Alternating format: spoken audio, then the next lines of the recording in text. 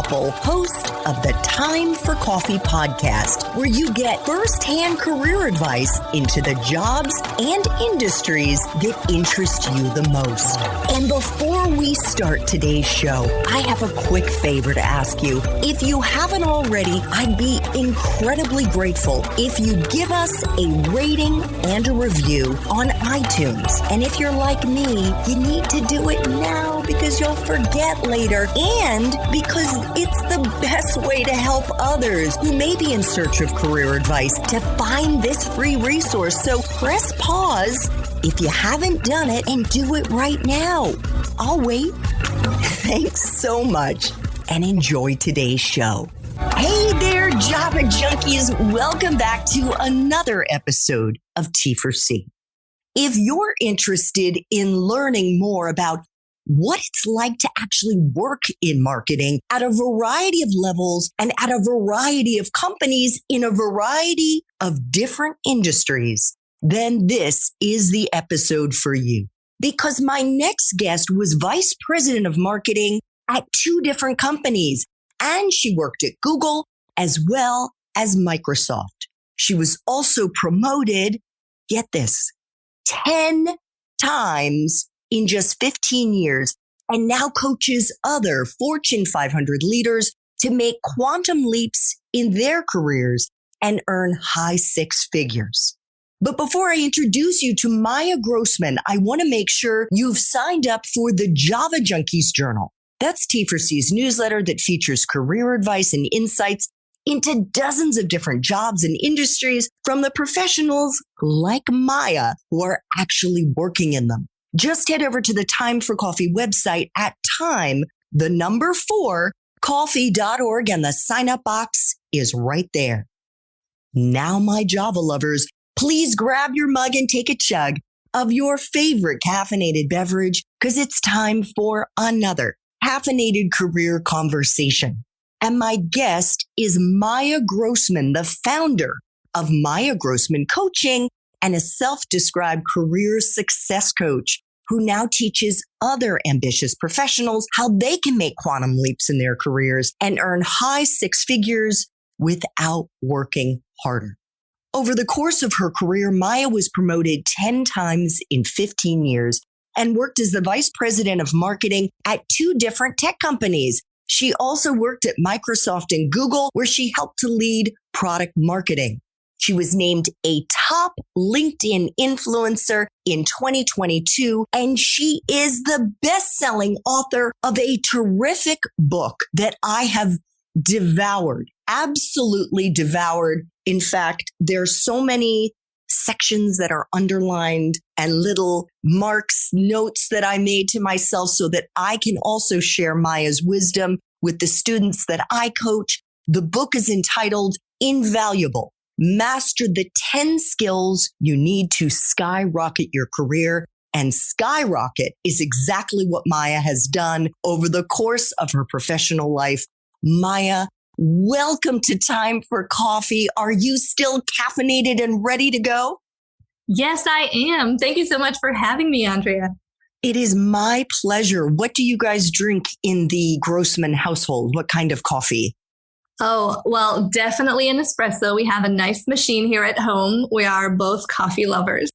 Fantastic. And how many espresso shots have you had so far today?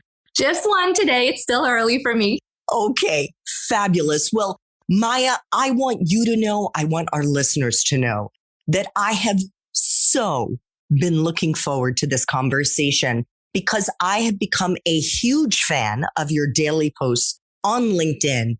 And I so admire the really smart way, the strategic way that you have curated your career. And I use that word deliberately. I have no doubt, absolutely no doubt, that our young listeners are going to gain so much from listening to your story. And I would like to begin our caffeinated chat by flashing back to 2009, when you were 28 years old. You had just graduated from the College of Management and Academic Studies in Israel, which I believe is one of the largest private colleges in Israel. It's just south of Tel Aviv. And you graduated with a BA in Business Studies Management with a focus on finance and marketing. But you had actually been in the working world long before that. And you'd also served in the Israeli army, which is compulsory for all teenagers in Israel, in case you don't know that. When and what was your first job? And do you remember how you got it, Maya? Yeah, of course. Oh my gosh. So after I was discharged from the army, I took some time off to travel. And when I came back, I really had to make a decision. At that time, my family could not afford to pay for college, so I had to do it myself, which meant I had to get a job. So I started looking around, asking people, asking some of my friends. And one of the parents of a good friend of mine said, hey, you know what? We probably have something opening up at our company. It was a travel agency. And he said, look, I've known you for the majority of your life. I know you're extremely responsible. Why don't you come in and we'll see what we can do? And that's how I got my first job. And I was actually a customer support representative at a travel agency. I would essentially pick up the phone and listen to people telling me they missed their flight, they lost their luggage, and I would have to solve a lot of very difficult problems for them. In your book, you talk about some of this experience working at the travel agency, and you shared that you actually weren't too excited about it at the beginning because you didn't know anything about the travel industry. But you became inspired by the founders. And we often hear job seekers say, Maya, you know, I'm passionate about X, Y, or Z, but many students, in fact, most college students, haven't yet identified a professional passion. You have some suggestions for how students and even older adults can cultivate a passion for the company where they land. What are those suggestions? Yeah, I think very often we have this really romantic idea of everything is going to be perfect. I'm going to love it from day one. It's going to be exciting every single day. I'm afraid that is not what reality looks like. And even when you do have a job that you love, some days are not going to be great. So I think you really need to learn how to find the things that get you excited. So I'll give you an example of what you can do. If you joined a company and maybe the industry is not the thing that you are extremely excited about, look for people who can excite you. Look for me, it was the founders. Maybe for you, it's going to be some of the executives who have been there for a while. Have a conversation with them to learn why they care so much, why they find it interesting. You might actually get inspired by their passion. So that's one thing that you can do. Also, you can go and educate yourself because it's very likely that you don't know much about this industry. You just stepped into it. Go and do the work to learn what is interesting, what is exciting. Is there anything going on right now that might actually allow this industry to thrive and grow? Is there anything at all that you can find interesting? And then also become the leader inside of your company. Be the person who talks about that specific aspect. So I think if you can do one of those two, it's going to allow you to have a little bit more interest and passion in your work. And if worse comes to worse and you can't find anything exciting at all, think about your career. Right? So think about this job as a stepping stone to the next level. So use that as motivation to do the best work that you can so that you're going to be prepared for the thing that you really want in 6 months or a year from now. And this is one of the many things that Maya is a maestro at orchestrating. And later in this interview, I'm going to ask her about how you can create a plan, a strategy to skyrocket your own career, even those of you who are still in college. So Maya, I want to read something that you wrote in your LinkedIn About section.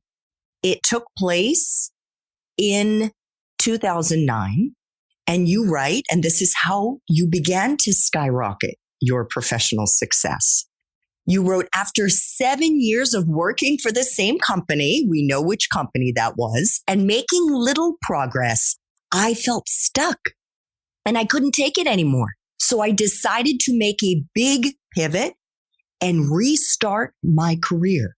I decided to leave a successful global company with 400 employees. This was the travel company, to go to work for a startup with 5 people and no office. My family and friends thought I was making a big mistake.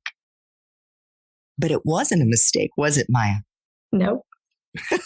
It was carefully planned. So to add a little bit more context, I graduated, and as you mentioned before, I majored in finance and marketing. I hated finance, but I fell in love with marketing. And I started asking myself, okay, how can I make this my career? I was working for a travel agency. They did not have a marketing department. I had no one around me doing marketing. So I had no idea how to step into that world. But the pain of doing something I didn't enjoy was a little bit bigger than the fear of I have no idea how to get there. So I started coming up with ideas. And one of them was reaching out to my manager and saying, hey, I know we don't have a marketing department, but I just learned about this new thing called social media. This is how old I am.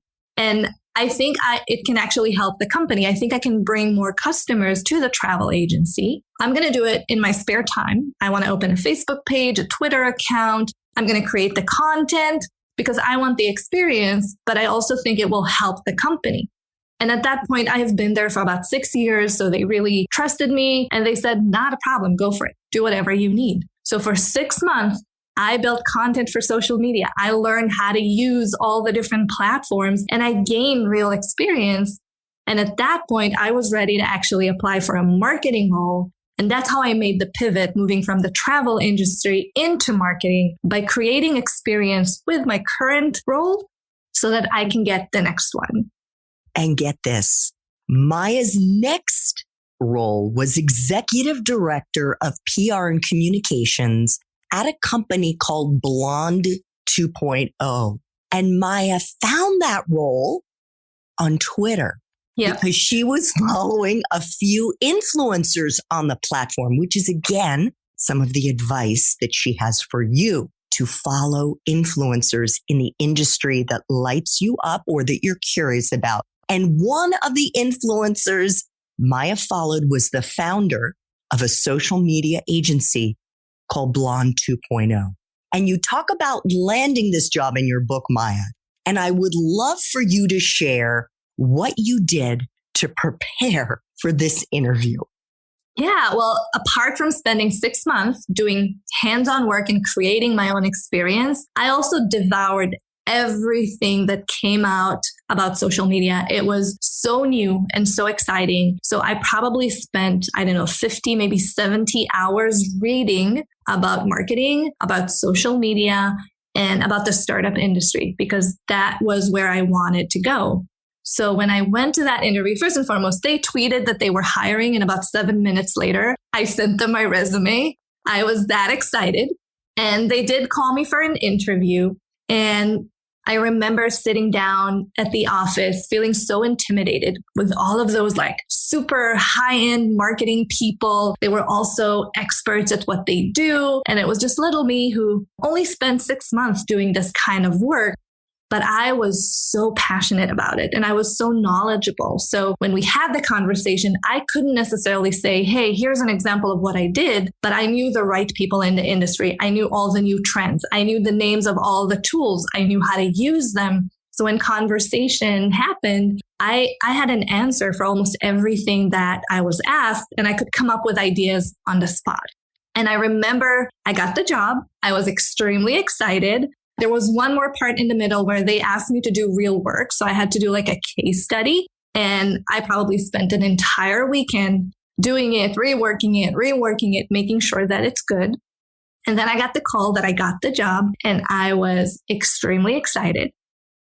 And I remember a couple of weeks later having a conversation with the CEO and I asked, hey, I have to know, why did you hire me? Because I know you interviewed people who have been in this industry for longer. I remember they interviewed this really cool influencer. And he said, look, it was very clear, one, that you were passionate and that you care about this. So you would do anything to solve a problem and to do the work well. And I also saw what you did on your own for 6 months just to get to this place. So I knew that you would do the same for me. And that's why I decided to hire you. What Maya didn't mention is that in addition, in preparation for the interview, she read every tweet and every blog post that the hiring manager wrote. She learned what they cared about the most, and she researched the company's target audience that were tech startups. Here's the big takeaway, and Maya wrote this. Despite the fact I had almost no relevant experience by the time I got to the interview, I knew more about social media and the startup ecosystem than anyone else. At least that's what she thought. And I also want you to share, Maya, how you were at this stage already learning to become the CEO of your own career, how you adopted an owner's mentality by troubleshooting and problem solving in your new role as if you were the owner. Actually, you'd been doing that at the travel agency as well, as if you were the owner, the CEO of Blonde 2.0, even though it wasn't technically in the scope of your work.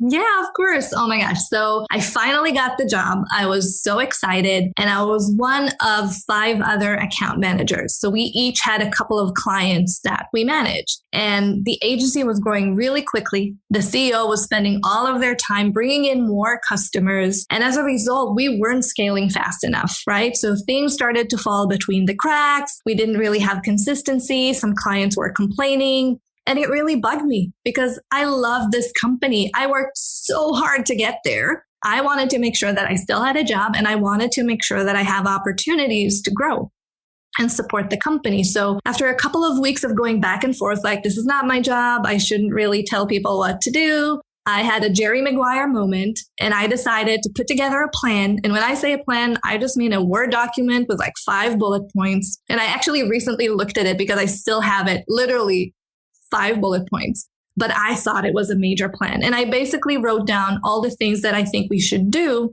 to have a little bit more consistency, to scale faster, to have a better infrastructure to serve our clients. And I set a meeting with the CEO and I said, hey, I know you're busy with sales. You're not seeing what's happening on the ground. Here's what I'm seeing.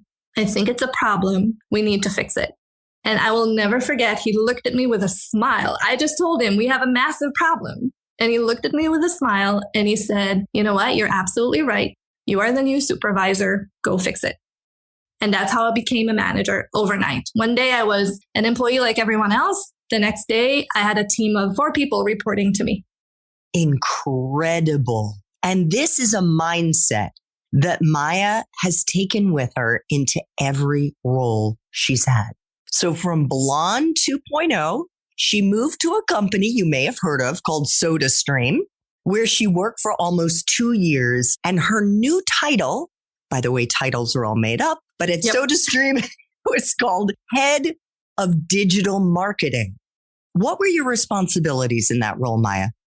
Yeah, so I joined the headquarters of SodaStream, and our job was to create the strategy for the brand, right? How SodaStream is going to be perceived, how we're going to describe the product, how we're going to sell it. And my part in that was the digital aspect. So everything that happens online. Up until that time, SodaStream was only sold in stores. And we wanted to start selling online and have a bit more of a presence. So from building the website to all of the social media to running ads, anything that happened online was my responsibility. And I was the one building the strategy and the guidelines and then working with different representatives around the world to make sure that they implemented the way that we intended them to. I seem to remember a story that you share in your book. Was it around a Super Bowl ad? Yeah, yes. Okay, so how did you, I just want to set it up for a moment. Yeah. How did you turn what was, I guess, could have been seen as a huge fail into a huge win for SodaStream? Yeah, well, it was definitely a team effort, but here's what happened. We created a Super Bowl ad. And if you're not familiar, it takes a lot of time. You need to make a really big investment, not just to pay them in order to have the ad, but actually to create it. So we're talking millions of dollars. We had a Scarlett Johansson star in our Super Bowl ad, so a lot was counting on it. And then you have to submit the ads for approval before they go live. We do that. And then we hear back that our ad was actually suspended because we did something that we shouldn't have done. We said something that we shouldn't have said, whatever that was. I think you called out your competitors. You called out Pepsi and Coke or something like that. We created a version that said, sorry, Coke and Pepsi, which you're not allowed to do. And we were hoping we can get away with it, but we couldn't. So what happened was we had a meeting, everyone in marketing, middle of the night, what are we going to do? And we made the decision. We're just going to share the ad as is on social media, right? If Super Bowl does not want to accept it, we'll edit it. We'll do what we're supposed to do. But we're going to share the original externally. And we shared it a week before Super Bowl. So it went viral because we literally told people, here's the ad that the Super Bowl actually disqualified. See what's going on inside. And it ended up hitting about 15 million views before the Super Bowl actually happened. So we got all the exposure we wanted. We still got our ad into Super Bowl, and we basically made lemonade out of lemons. Fantastic. Maya, what does it mean to be head of digital marketing, which is what your title was at SodaStream, and head of global product marketing, which is what you did in your subsequent role at Microsoft? Yeah, so to your point, titles don't always say a lot, but at SodaStream, head of digital marketing meant I was the last person to say yes or no. Every decision about digital came to me. And as I mentioned, I was responsible for the strategy that then was implemented around the world. At Microsoft is a huge company and it has different teams and different departments and business units. So I was part of a business unit called Microsoft for Startups because, as you remember, I love the startup world and I wanted to do something that will still keep me in that industry, in that area. And within that team, and we had a team around the world of probably about 60 or 70 people, I was the one heading product marketing for everything that we've created to all of our services and products. So this is why the head of title is there to demonstrate that I'm the final authority. I get to make the decisions. So could you give us an example of a startup that I guess was part of the Microsoft ecosystem that you worked with and how you help them? Yeah, so I actually work with a few of them because I like to create aspects of my work that I enjoy. It wasn't part of my job description, but I asked myself, what do I want to do? How will I learn more and spend my time wisely while still helping the company? So I created a role where I was a startup consultant. Because if there's one thing that a lot of startups struggle with, is marketing. They have no idea. Sometimes they know how to build a product. They're very technical, but when it comes to marketing, not so much. So I just created an opportunity for those startups to come to me and for us to work together on marketing. So I helped them understand who their target customers were. I helped them build a website and have the right messaging and tell an incredible story that people really resonated with. Fantastic. So yes, after Maya had been working at Microsoft for a couple of years, and after she was working with all these different startups, and of course, Blonde 2.0 was a startup, she caught the entrepreneurial bug. And she realized that if she wanted to get more into working, let's say, for a bigger startup with a lot of seed money, she was going to need a different type of marketing experience. Remember that list that we read at the beginning? There are all these different types of marketing you can do. So she side hustled her own experience while she was still working at Microsoft by volunteering, offering office hours where she would help these startup founders develop their value proposition, create a marketing strategy, and then hire their first marketers. You use that side hustle mentoring, Maya, to sell yourself to, is it pronounced Kolu? Yeah, cool. Where she got her first VP role. And it was while she was at Kolu that she also founded Maya Grossman Coaching. So her current, not just side hustle, but her current main hustle was born. And now I'm going to fast forward from Kolu, Maya, because you worked in what I think was more of a consulting role at Google. This was as part of Maya Grossman Consulting, where you worked for a little over a year as a strategic advisor in product marketing. And then she moved to a company called Canvas as VP of marketing.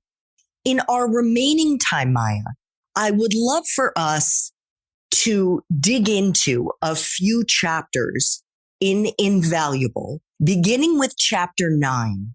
Because I think the way that Maya got from Blonde 2.0 to SodaStream to Microsoft to Kolu and then to Canvas and building her consultancy on the side is all part of really what is encapsulated in chapter 9, becoming a planner. Because getting 10 promotions in 15 years, as Maya did, wasn't just about hard work. She had a plan. She had a career roadmap. Maya, could you please sketch out for our listeners what a career roadmap looks like and what it might look like, even for a new grad who isn't yet sure what their professional passion is? Yeah, I love that. So everything in my life is planned. Everything worth having has an Excel spreadsheet. And I like to tell this as a joke, but it is actually true. When my husband and I started dating, we would put our dates on the calendar. So this is how I knew it was true love. We're very organized people. We need everything to be mapped out. And I did the same with my career. So when I made that transition from the travel agency into marketing, I realized something. I realized I have the power. I don't need to wait for anyone else. I don't need to rely on an employer. I don't have to wait for my turn. I have the power to create the path that I want. It might take time. It might require effort, but I can do it. And a couple of years later, I had this dream and everyone who heard it thought I was crazy because I said, I'm going to be the CMO of a Silicon Valley startup. And at the time, I was living on a different continent. I wasn't even an executive and I wasn't actually working in the startup world, but I had a North Star. I had a goal that I wanted to achieve. And then I reverse engineered what would it take to get there. I looked at other people who had the job that I wanted to have, and I looked at their path and I asked myself, what would I need to do to get there? What type of experience will I need to actually acquire? What skills? And then I asked myself, what kind of roles should I take in order to slowly get in that direction? And then every time I had to make a decision, I used that goal as my North Star. So for example, when I made the decision to leave Microsoft, once again, my family thought that I was losing it because, it's one of the best companies in the world. They pay well. I had a great team and a great manager. It's not like, I hated my job. I loved it.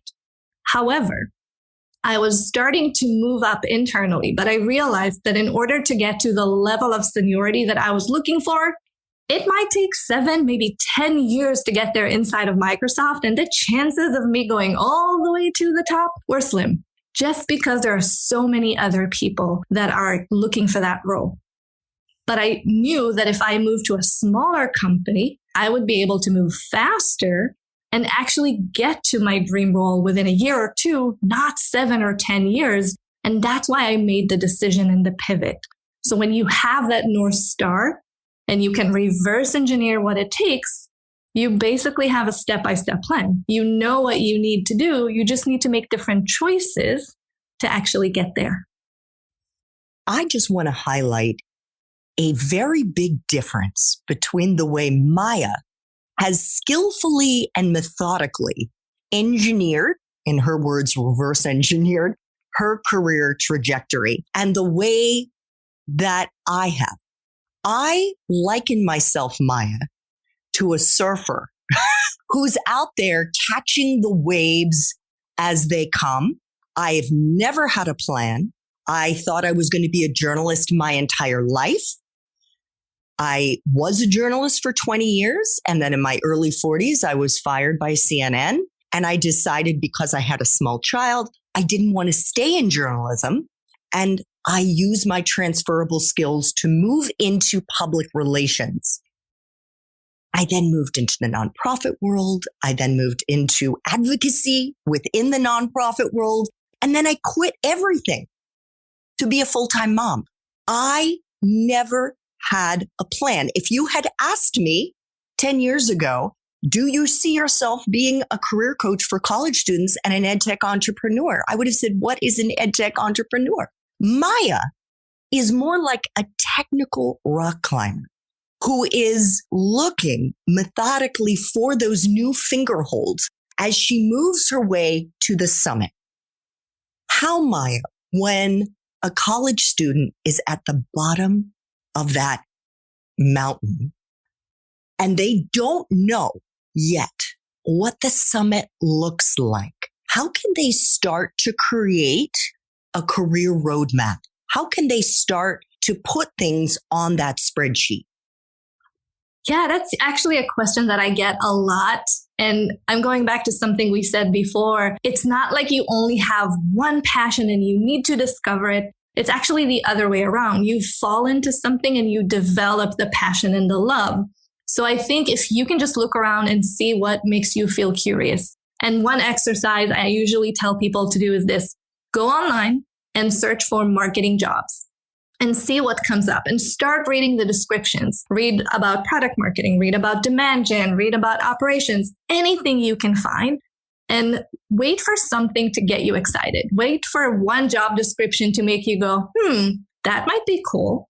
And then go and find people who have the job you want to have and talk to them. And I'm not saying go talk to VPs, talk to someone who is just one step ahead of you and ask them, what do you actually do every day? What does it look like? And it's going to give you just a little bit more of an insight to what that role might be. And then you're going to have to take a leap of faith. You're not going to figure out if this is the one thing, right? By having one conversation. You're not going to figure out if this is what you're meant to do just by reading or talking. You just have to do it. And maybe or it's have not more gonna conversations. You can have more conversations with more people.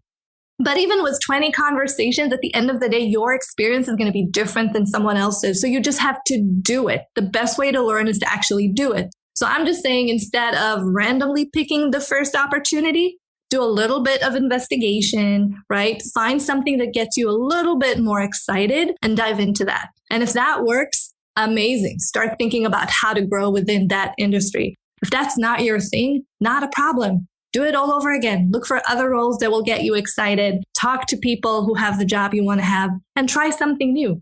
Even though I had a plan, I also pursued opportunities as they came along. I also followed my own intuition and my own passion. When I moved from social media into digital marketing, I thought it was going to be the most incredible thing ever. And 6 months into the role, I realized I don't like it. I need to spend half of my time in front of a spreadsheet, and it just wasn't my passion. So even though from a growth perspective, it was a really good stepping stone for me, it wasn't where I wanted to stay. So I spent my time there learning everything that I could, but also preparing for the next level, which was product marketing, which is where I really found my passion. Oh, I love that. That is such fantastic advice. Maya, in chapter 3, and I'm picking these chapters because I think they could be very useful to our listeners, but truly the whole book is a goldmine. In chapter 3, it's entitled Focus on Making an Impact, because I think it's very easy for a recent grad, a new grad who's in their first job, Maya, to feel like they're crushing it because they're showing up a few minutes before 9 and are pushing papers around or researching or writing or whatever it is their job description has them doing. And then they're leaving at like 5:05 or 5:10 or 5:15. And after a year on the job, feel like, hey, I deserve a promotion. I deserve a pay raise because I did what my job requires me to do. But it's not quite that simple, is it? Excelling at work requires being strategic, and I'm going to use a language that students understand, doing extra credit. I love that. I would say it's a combination of two things. So working hard is important, but you need to work hard on the right things. So just doing more of the same will not get you promoted. Now, I think people have a bit of a misconception about what a promotion is. A promotion is not a reward for doing your job well. When you do your job well, you get to keep your job. If you actually want to get promoted, that means the company needs to have a vote of confidence that you can do next level work, that you can solve bigger problems, that you can add more value. And the only way to demonstrate that is to go outside of your job description, to show them a little bit, hey, I can do a little bit more. I can stretch myself. I can do this thing that my manager knows how to do.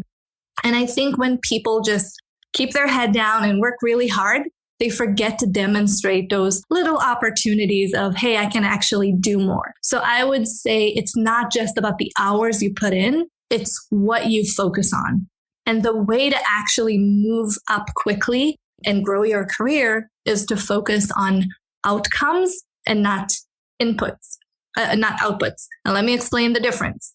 An output is the amount of something that you've produced. So the amount of hours you worked, the amount of emails you wrote, the amount of blog posts that you created as a marketer. An outcome is the impact you had on the business. It's what actually happened when you did all those things. So for example, if you worked 8 hours, what actually happened in those 8 hours? Did you just look around at your computer or did you actually have an impact? If you created 10 blog posts, did people actually read them? Did they drive traffic to your website? Did someone actually buy? There's a huge difference. Outputs can have zero impact on the business, which means that's not important work. Outcomes is how you move the needle. That's how you make an impact. That's how you actually move the needle for the company and demonstrate, hey, I'm a really valuable contributor. It is going to be worth your while to keep me in this company and to reward me for what I'm capable of doing. I think it's intimidating, especially for a new grad, to try to wrap their brain around how they can quantify the impact that they're having. But it really isn't up to them to figure that piece out, Maya, right? Can't they get that guidance or those numbers, or at least how to find those numbers from their manager?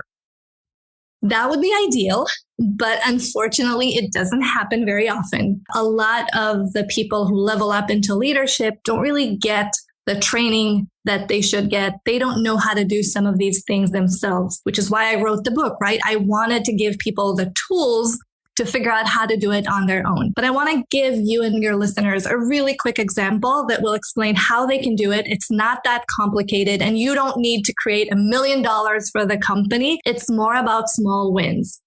So I'll give you an example. I hired someone to help me write content for the company's blog. And I gave them a mission. I need you to create 5 blog posts every month. Now, someone who is a good employee will create 5 blog posts, period. They're going to put them on the website. They're going to move to the next month, create another 5, create another 5. Someone who is exceptional, someone who deserves a promotion, someone I would see as more strategic is someone that will create those 5. They will post them on the website and then they'll promote them and they'll check what works. What do people resonate with? What is actually moving the needle? And then they're going to create more of that. They're not going to stay stuck on a hamster wheel of just check boxes. Create content, create content, create content. They're going to invest their time in creating content that actually moves the needle. That's the difference. That's it. Just being more observant of, is my work actually doing something? Is there an impact? And if the answer is no, then find a different topic. Create a different type of content that might actually do the work. When I started posting on LinkedIn, my content did not resonate. It wasn't great, but I didn't keep doing more of the same. I switched it up. I tried something different. I asked people, hey, what did you like about this one post that, people actually commented on? I got that feedback and I improved the content. And that way I spent my time on the right things. You also talk about creating a prioritization matrix. What does that look like, Maya? Yeah, we all have a lot of things on our to-do list, and it can be endless, but not all tasks are created equal, right? Some tasks are going to be more important. They're going to move the needle. They're going to have more of an impact. Some of them are more maintenance, admin, something that you think you need to do. Now, we're going to be tempted to start with those because usually they're really easy, right? You can get them done very quickly. You know what to do. However, it is better to spend your time on the things that move the needle, that have an impact, that actually matter to your manager. Because if you impress your manager and if you do things that make them look good, that's how you're going to get promoted. That's how you're going to get noticed. That's how you're going to become an invaluable employee. So what I encourage people to do is to look at everything that they have on their to-do and identify where they can actually have more impact and focus on those tasks first. And sometimes you can even eliminate some of the work because it's just not going to be meaningful for anyone, not for you and not for your manager. That is a perfect segue into the final chapter that I'd like us to focus on, which is master the art of managing up and across. Because new grads usually know very little about what this looks like. And as Maya already noted, your manager, maybe your managers, may not even know how to manage. So you're going to have to learn how to manage them. There's no guarantee that you're going to get a good manager from whom to learn how to do it well. So how can our new grads learn and master the art of managing up and across, Maya? Yeah, managing up is probably one of the most important things you can do because at the end of the day, your manager is the most important stakeholder that's going to impact your career. They can actually make the decision about whether or not you're going to level up and what opportunities you're going to get. So you really want to make sure that you build that relationship. And when I say managing up, it's not about you telling your manager what to do. That's not the idea, but it's about building a relationship where your work actually creates value for them. And it starts, at least for me, this is my favorite approach, by getting to know them as people. Forget for a minute that they're your manager and get to know them as humans. What do they care about? Do they have a family? What are their hobbies? When you get to know someone on a personal level, it's going to be so much easier for you to relate, to empathize, and at the end of the day, to support them when they need you the most. You also want to understand what their goals are from a professional perspective, not just in terms of what they want to achieve in their career. Maybe they want to grow as well, but what is their mandate? What are their KPIs, right? How can they be successful at the company? Because if you know what's going to make your manager successful, you can make sure that you tie your work to their success. And when you do that, that's how you essentially manage up, because you make sure that your work has an impact on them. And if you can make your manager look better, that's how, and again, this is not about sucking up. This is about business results. But if you can make your manager feel good, that they can trust you, that you do really good work and that your work is meaningful, that's how you're going to build really strong relationships. And you're going to have your manager as an advocate. They're going to go to bat for you. They will find you great opportunities. They will recommend you for opportunities. And eventually they will promote you. Fantastic advice. So 2 final T4C questions, Maya, and these are questions I try to ask all of my guests. The first one is if you would please share a time in your professional life when you struggled, maybe you even failed. And the most important part of the story is how you persevered, how you showed resilience, and if there was a lesson that you learned in the process. And I don't want you to use this example if you prefer to use a different one, but you do share a story in your book about what happened at Kolu when you were VP of marketing and crossed a wire with the VP of design, but please use whatever example you think best fits. Yeah, that was an interesting one. I actually have a different story in mind, and I'm actually not going to name names, but at some point in my career, I joined a company, loved the team that I was working for. I loved the work that I was doing, but about a year into the role, there were some internal changes, a reorg. The person I was reporting to was no longer there. They were let go, and I had to report directly to the CEO. And that did not go well. Now, I'm an overachiever. I've always had like straight A's. I make sure that my work is the best work. And suddenly I was working with someone who kept telling me that it's not good enough. It's not what they wanted. Micromanaged every aspect of my work to the point I one day found myself in the CEO's office for 4 hours going over copy for ads while he was picking up phone calls, getting lunch, and basically trying to teach me how to do marketing. Now, I understood, this is a new relationship. Maybe we need to work on it, right? I don't usually give up very quickly. So for about 6 months, I kept going. I tried to do more. I tried to kind of align my work with what his expectations were. But after 6 months of doing that and just not getting any new feedback, I realized it's probably not me.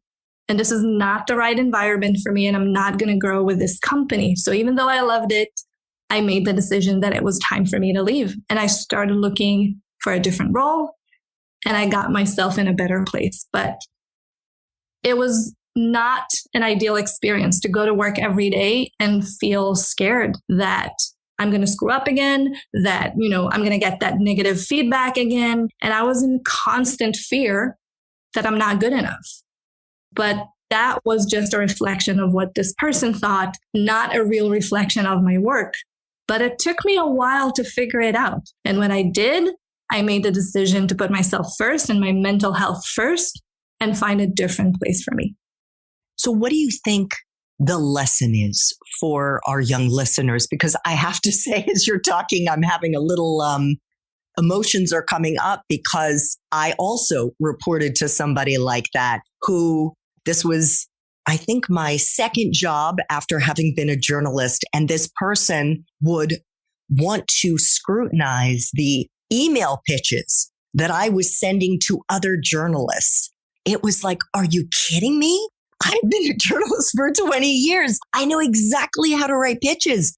And I really suffered through kind of gritting my teeth and moving forward with trying to please somebody who could not be pleased because this person was just a quintessential micromanager. Yeah. Oh my gosh. Yeah. Don't remind me about emails.